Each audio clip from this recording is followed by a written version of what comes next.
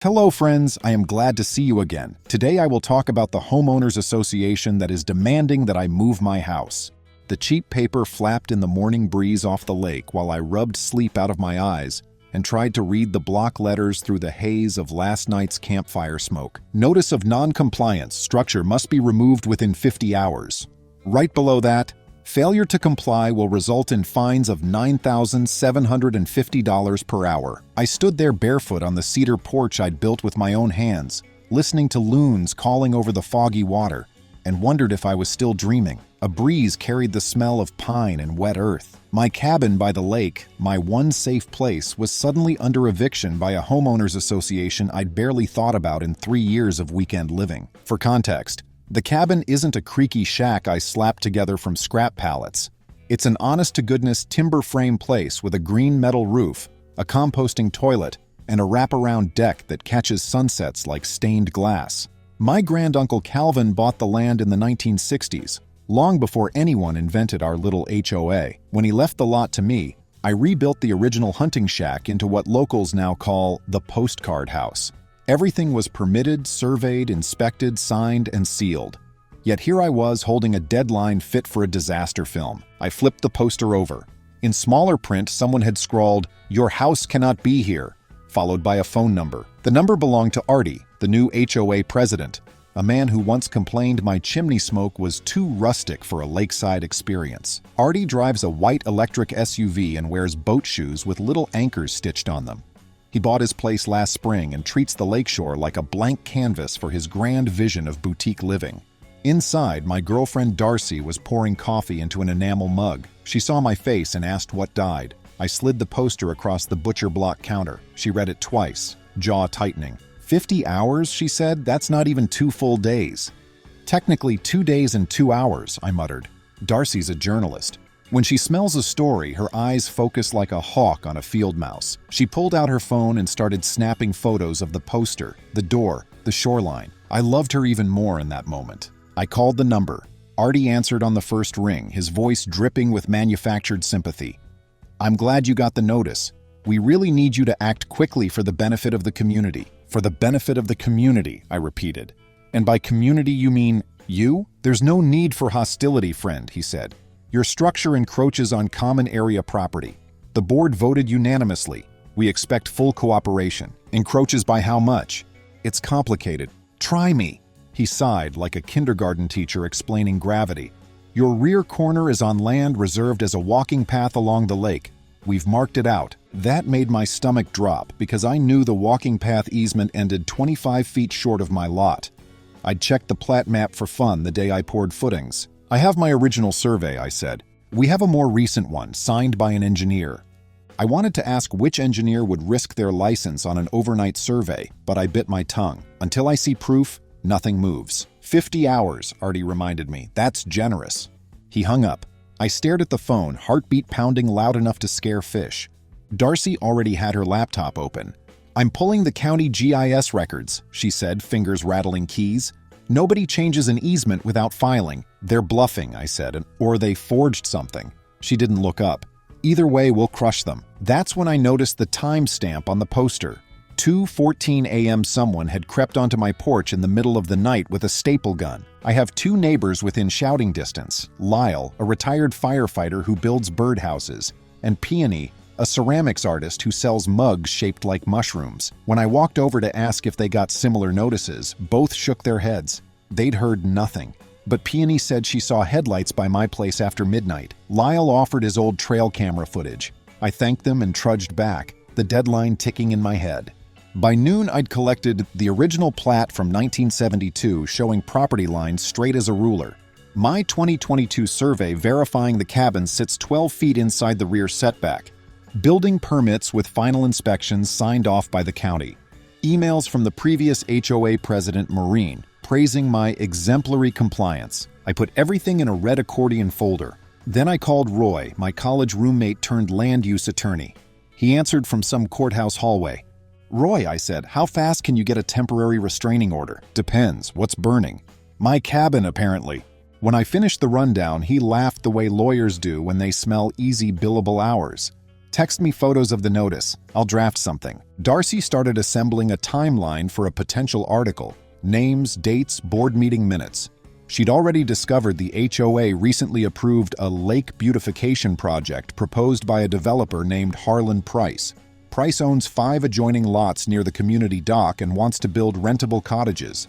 To do that, he needs a continuous strip of HOA-controlled shoreline for pedestrian access. My cabin blocks that strip. Connect the dots. At 6 that evening, we heard engines. A convoy of pickup trucks rolled down the gravel lane. 2 uniformed security guards, private, not county deputies, jumped out and unrolled orange mesh fencing across my driveway. Behind them came Artie in his shining sneaker-white SUV, followed by Harlan Price in a cream linen blazer, looking like a man about to cut a grand opening ribbon. Darcy started recording on her phone. I walked toward the group, folder under my arm. Artie waved, a politician's wave, palm vertical. "Evening, neighbor," he called. I stayed silent, waiting to see who else had lines to rehearse. Harlan approached first. "Beautiful spot," he said, scanning the porch beams. "You must be proud." "I am." "Good craftsmanship, that's why it'll fetch a decent price once relocated." I raised an eyebrow. "Relocated where?" "There's a parcel 3 roads up, wooded, no water view. The HOA could release a hardship grant to offset moving costs. Translation, we'll bribe you with your own dues money to roll over." I opened the folder and handed Artie a copy of my survey. "My cabin's on my land, which is not, as you claim, part of a common path." Artie scanned it without reading, then folded it in half and handed it back. "Old data," he said. "Things change." "Not property lines," I replied. "Not without a court order, eminent domain, or my signature." Harlan chimed in, still smiling. "No one wants to sue anyone. We're on a timeline. Investors fly in next week." "There it is," Darcy whispered beside me. Her phone camera caught every word. Artie noticed and stiffened. "Public road, public recording," Darcy said sweetly. "No expectation of privacy." Artie turned red. "Your structure must be gone by tomorrow night," he barked, switching to a tone that probably worked on call center reps. "We filed the appropriate fine schedule. Every county judge will back us." "Actually," I said, "I've filed for a TRO. If you step over that property line again, law enforcement will escort you off." Artie laughed, high-pitched and short. "You have no time for paperwork." "I sent the filing 2 hours ago," Roy announced, walking around Harlan's truck. He must have driven 90 miles since hanging up. He carried a clipboard stamped with the county seal. "The clerk owes me a favor. Consider yourself served." He handed Artie the injunction papers. Artie's eyes darted over the text. Harlan cursed under his breath. The guards hesitated. One asked Artie, "Do we still fence it?" Artie swallowed. "Remove the barriers," he muttered. Then to me, "This isn't over." "I know," I said. "I'll see you at the hearing." They retreated, tires spitting gravel. We watched taillights fade, the lake growing quiet again. Roy exhaled. "That buys 72 hours until a judge hears it. You'll need more ammo." "I've got at least 2 shell casings worth," Darcy joked, opening her laptop. That night, we set up Lyle's trail camera footage on my TV. At 2:06 a.m., the video showed Artie and another board member, Tasya, stapling the pink poster to my door. They measured the deck with a laser device, then moved fluorescent stakes a foot inside my property line to make it look like I was over the boundary. Clear as day. "Manifest intent to defraud," Roy said, hitting pause. "Sweet." Meanwhile, Darcy uncovered meeting minutes showing the board voted on Artie's encroachment resolution at an emergency session held at his house 2 nights ago. No quorum, no member notice, double violation of their own bylaws. We weren't just holding high cards, we were holding the whole deck. Still, I couldn't sleep. Mortgage or no, the idea someone thought they could bulldoze my life in 50 hours kept me staring at the ceiling until dawn painted the window frames orange. At breakfast, I decided passive defense wasn't enough. "We need offense," I told Darcy and Roy. "Something they can't wiggle around." Roy sipped coffee. "We could countersue for harassment, misrepresentation, violation of fiduciary duty." "That's paperwork. I mean something visceral." Darcy leaned forward. "Like malicious compliance." I grinned. "Exactly. Here's the thing. My cabin is technically a modular structure. The timber frame rests on heavy-duty steel skids bolted to concrete piers. When I rebuilt, I left the skids exposed in case I ever wanted to reposition the place for a better view. With a big enough winch and industrial airbags, I could slide the cabin around like a giant dresser on felt pads. It would take a day of prep and nerves of steel. but it was possible. If Artie claimed my cabin needed to be moved, I'd move it. The minimum distance to prove a farce. Darcy gasped, "You're going to shift the whole cabin?" 3 feet, I said, onto temporary cribbing inside the old footprint so surveys show no encroachment whatsoever. "We film the move," Roy added, catching on. "Show a time-lapse in court. Demonstrate full compliance and collapse their narrative." "Better," Darcy said, "we invite the local news station." I looked at her. "Won't that spook the judge?" "Public accountability," she replied. "HOAs hate daylight like mushrooms." By noon we had a plan. Rent 4 inflatable lifting bags, a 20-ton bottle jack, and 2 winches from a rigging outfit I used to consult for. Lyle volunteered his steel rollers. Peony offered lemonade and moral support. Roy filed supplemental exhibits. Darcy emailed a reporter she knew from an investigative series on Crooked Lake developers. The reporter promised a cameraman tomorrow morning, exactly 24 hours before Artie's deadline. That afternoon, Artie sent an email blast to all members claiming certain individuals are attempting a publicity stunt to distract from their violation. He scheduled a special vote for authority to impose double fines. Darcy forwarded the email to me with the subject line, "He's pouring gasoline." I sent it straight to Roy. Night settled in with crickets and the glassy lake reflecting constellations. The air felt charged, like the hour before a thunderstorm. I walked the perimeter with a flashlight, verifying stakes. They'd been knocked over, probably by raccoons, so I hammered them back into correct positions, flagged them with bright ribbon, and took photos, belt and suspenders. When morning came, the lake was mirror calm. Trucks arrived. 2 riggers, the reporter, a camera operator, and half the neighborhood after word spread we were doing a thing. Darcy brewed a vat of coffee and set up her tripod. Lyle handed me a pair of leather gloves and nodded. "Kick their teeth," he said, then apologized for the imagery. We started by unbolting deck straps, wedging in the airbags, inflating until the skids just kissed steel rollers. The cabin lifted like a leviathan from the mud with groans and pops that made spectators gasp. I sweated buckets but felt alive for the first time since the pink poster. At 11 o'clock sharp, Artie's SUV turned onto the lane. Harlan rode shotgun.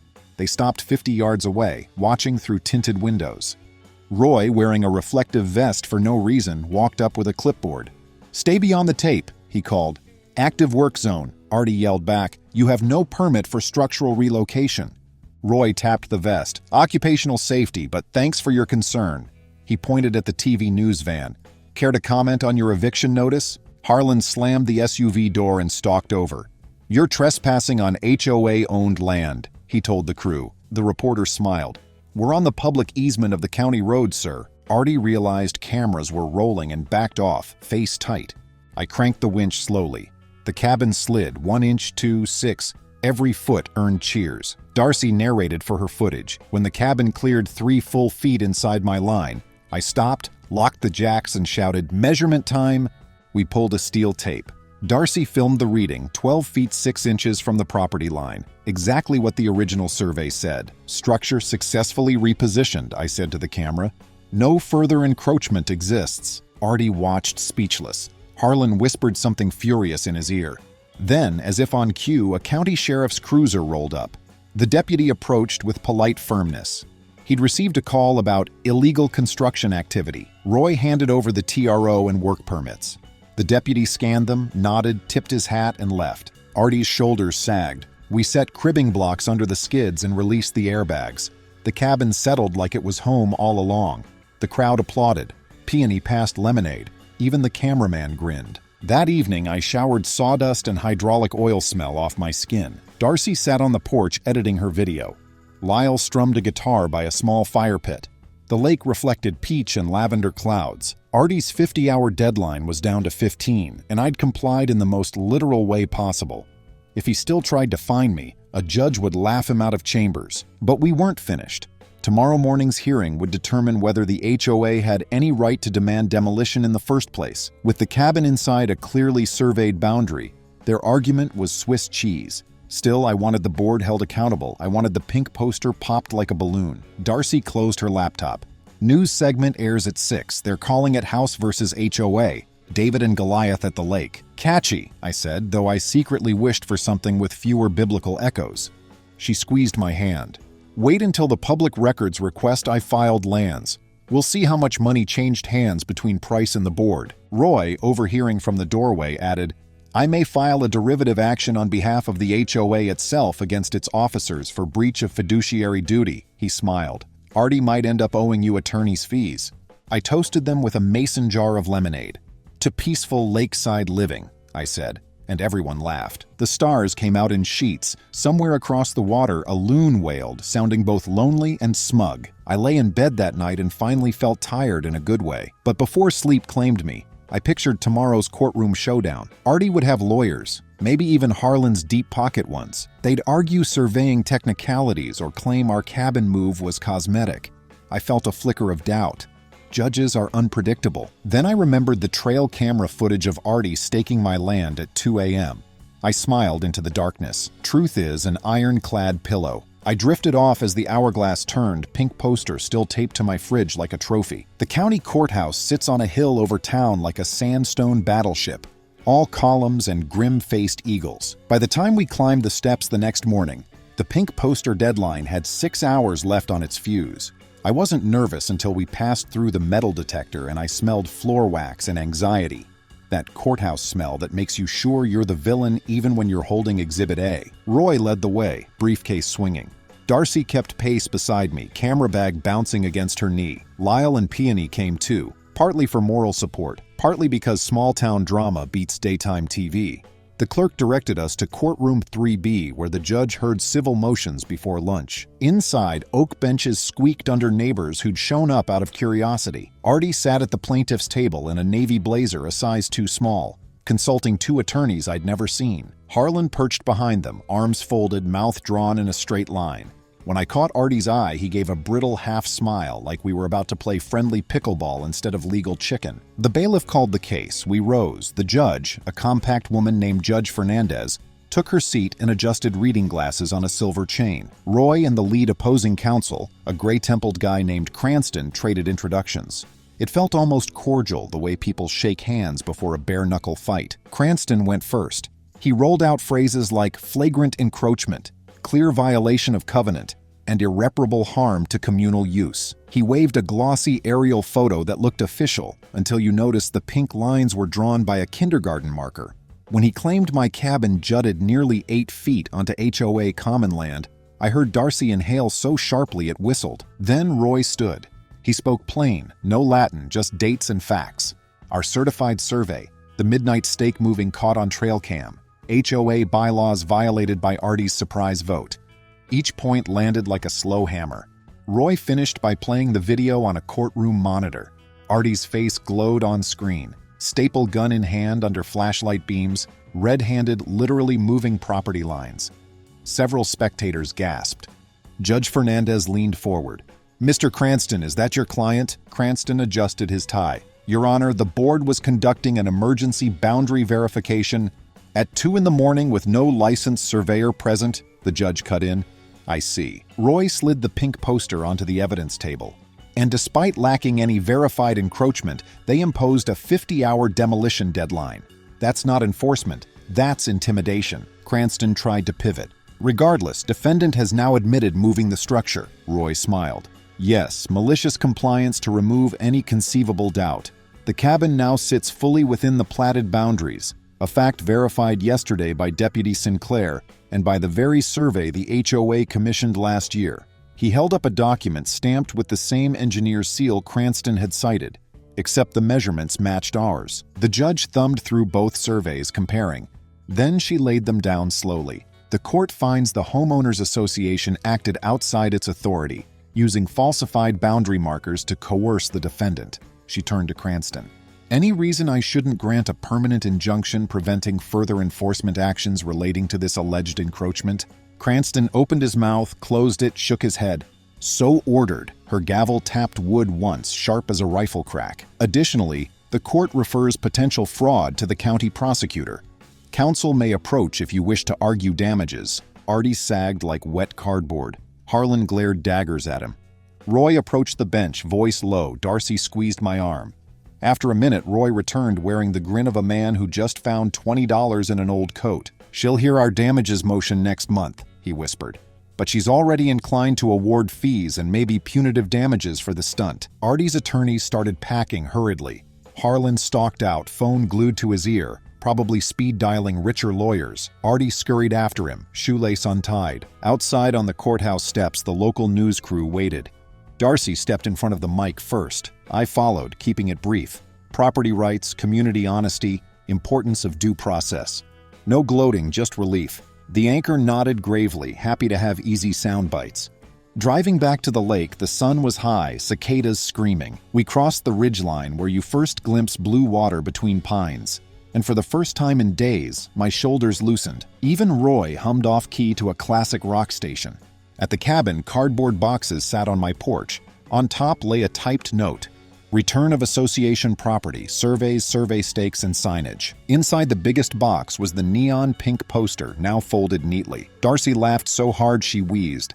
They think this erases liability? We set everything in the shed, documenting chain of custody for the prosecutor. Lyle uncorked a bottle of sparkling cider, insisted we needed a toast immediately. Peony produced cupcakes with little edible cabins on top.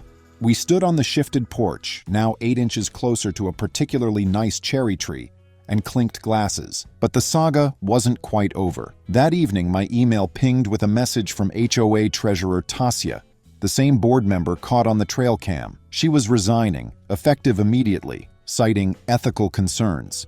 2 hours later, I got another email signed by 5 homeowners calling for a recall vote against Artie and the remaining board. Apparently, yesterday's live stream of the cabin slide had gone mini-viral in our county's Facebook ecosystem. Over the next week, things snowballed like spring runoff. A petition circulated. Artie fired off a defensive newsletter blaming outside agitators and sensational journalism. Darcy published her long-form piece showing how Harlan Price funneled campaign donations to Artie's short-lived run for county commissioner. Pocket change by big city standards, but scandalous for our lake community. Meanwhile, my life settled into summertime rhythm. Hammering new railing balusters, paddling the kayak at dawn, grilling corn on the deck. Yet each quiet moment had an undercurrent, like waiting for thunder after seeing distant lightning. I knew Harlan wouldn't quit. There was too much money in lakeside rental cabins. Sure enough, Roy called one humid Tuesday. "Brace yourself," he said. "Price filed a lawsuit in federal court claiming your cabin interferes with his interstate commerce plans, citing some absurd Commerce Clause argument." I almost laughed. "He's taking a zoning spat to federal jurisdiction. It's thin as tissue, but he's hoping to bury you in costs. Good news. Fernandez's fraud referral is moving fast. If charges stick, their credibility evaporates. So we hold course," I said, "and maybe dig a couple foxholes." Darcy suggested a different tactic: transparency. We hosted an open house barbecue the following weekend, inviting every resident, including board members. We posted original surveys on a bulletin board beside the grill with a timeline of events. I displayed the trail cam video on a loop inside the living room. No speeches, just facts and free pulled pork. 70 people showed. Even some Artie loyalists admitted the evidence looked bad. Kids chased each other across the lawn where Harlan hoped to pave a walkway, while adults realized it was, in fact, my lawn. Artie didn't show. Harlan drove by once, slowed, then kept rolling. 3 days later, a special election removed the entire board, 82% in favor. A finance committee immediately froze discretionary spending, including the beautification budget earmarked for Harlan's project. They appointed interim officers, our retired firefighter Lyle as president, Peony as secretary, and, to my surprise, me as VP of compliance. I accepted on one condition: no meetings before coffee. With new leadership, the HOA dropped all pending civil claims. The county prosecutor indicted Artie and Tasya on 1 count each of filing false instruments, a low-level felony. They took plea deals. Community service, fines, ban from holding HOA office for 10 years. Price skated on criminal charges but faced a civil fraud suit from the Association for Tortious Interference. Roy called that better than a clean sweep. It's a lesson with receipts. He'd earned himself a fat check in attorney's fees, which he tried to discount. I insisted he take it. Friends don't let friends work pro bono against villains wearing boat shoes. Late September arrived. Maple leaves along the lake started blushing red.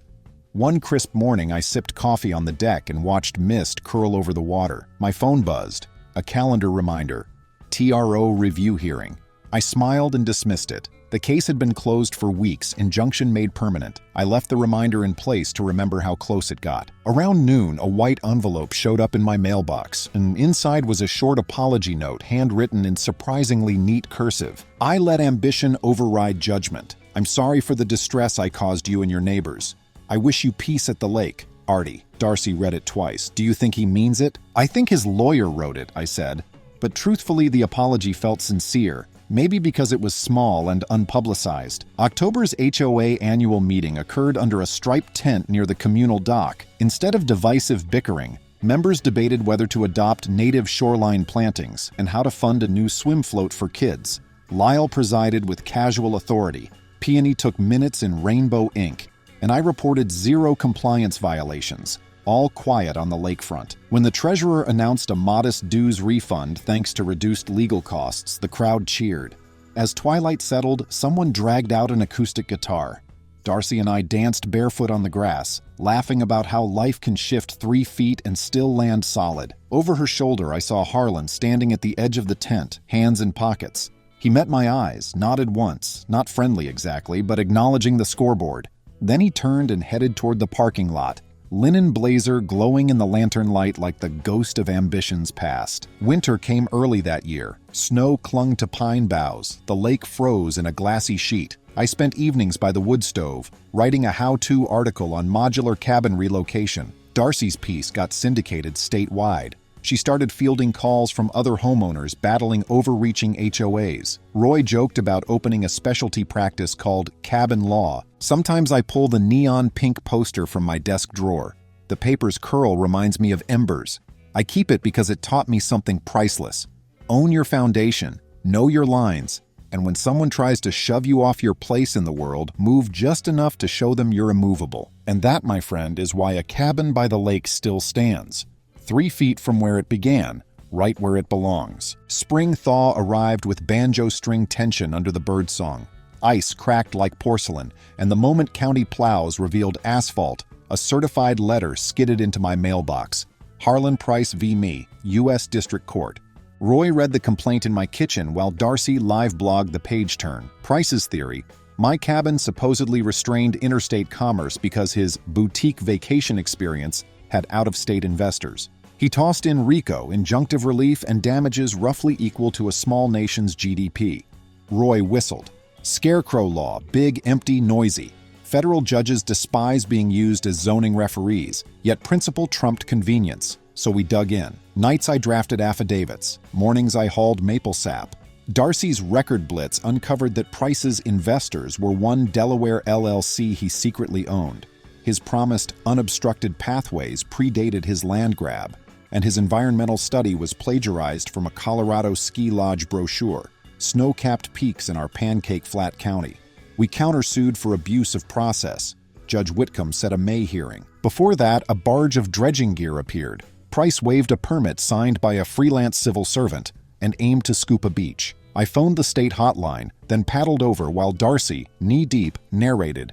Here we see the seldom regulated developer preparing to violate 3 statutes before breakfast. A conservation officer halted the dig in under 30 minutes, issuing fines for illegal dredging, fuel storage, and disturbing spawning fish.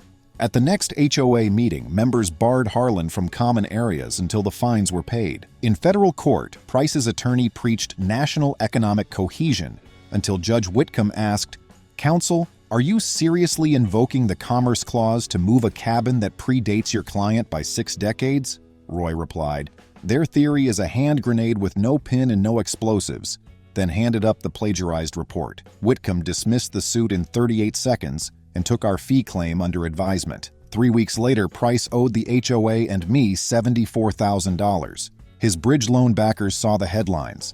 A for sale banner hit his lots overnight. A land conservancy bought the property to restore wetlands and build a bird-watching blind. In July, the HOA christened it Pink Poster Park, the neon eviction notice laminated at the center. During the dedication, Darcy pressed a velvet box into my palm, a silver band etched with the GPS coordinates of our front door, 3 feet inside the bogus line. We married in October beneath peak foliage. Loons timed their calls with our vows. Sometimes I paddle to the blind at dawn, watching egrets where bulldozers once idled. The plaque reads, dedicated to stewardship. Mist rises, cedar scents the air, and I smile, certain no one will ever tell me again, "Your house cannot be here." It stands 3 feet prouder, roots sunk deep as the friends who defended it. Friends, thank you. See you soon.